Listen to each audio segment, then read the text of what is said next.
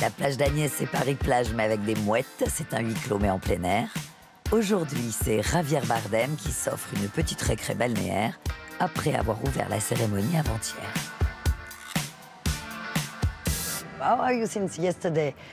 Alors, comment ça va depuis cette cérémonie? Vous aviez un peu la pression? C'est une petite pression, mais c'est pas non plus un gros travail.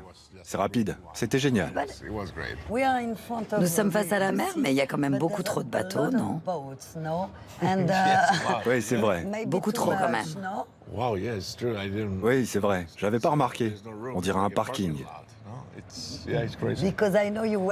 De toute façon, vous préférez les grands fonds plutôt que les bords de mer. Vous avez même plongé en sous-marin, je crois. Avec Greenpeace, oui. C'était quoi ce grand plongeon?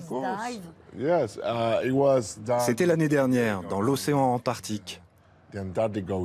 On a tourné un documentaire qui s'appelle Sanctuaire et qui sortira en septembre prochain. L'objectif est de faire de l'Antarctique un sanctuaire marin défendu par Greenpeace. Plus de 25 pays se sont engagés déjà à adopter une loi dans ce sens. Mais pour l'instant, ça n'avance pas. Et c'est une très très mauvaise nouvelle pour tout le monde. Revenons à ce festival, vous avez un lien particulier avec lui. Oui, c'est vrai, je suis venu très souvent ici. J'ai été honoré, j'ai été récompensé, mais j'ai aussi été hué ici. Hué? Quand ça? C'était pour le film Last Face. Donc j'ai connu ici la gloire et la peine, pour faire allusion au nouveau film d'Almodovar, Douleur et gloire. À ce propos, parmi les 22 réalisateurs en compétition cette année, il y en a 2 avec lesquels vous avez tourné, Pedro Almodovar et Terrence Malick. Oui, c'est vrai. Oui, alors je vous demande pas lequel vous préférez, mais vous êtes resté en contact avec eux? Avec Almodovar surtout. Nous habitons tous les deux à Madrid, et bien sûr c'est un ami intime de Pénélope et de moi. Je l'aime et je l'admire. La place qu'il occupe dans l'histoire du cinéma espagnol est égale à celle de Luis Buñuel. Ce qu'il a déjà accompli est stupéfiant, admirable. Quant à Terrence Malick, je n'ai tourné qu'une seule fois avec lui, mais c'est un maître. Mais je ne sais pas, c'est tellement difficile de juger vraiment un film. Tout est affaire de goût. Ce qui vous plaît à vous ne va peut-être pas me plaire. Moi, personnellement, j'adore tous les Almodovar.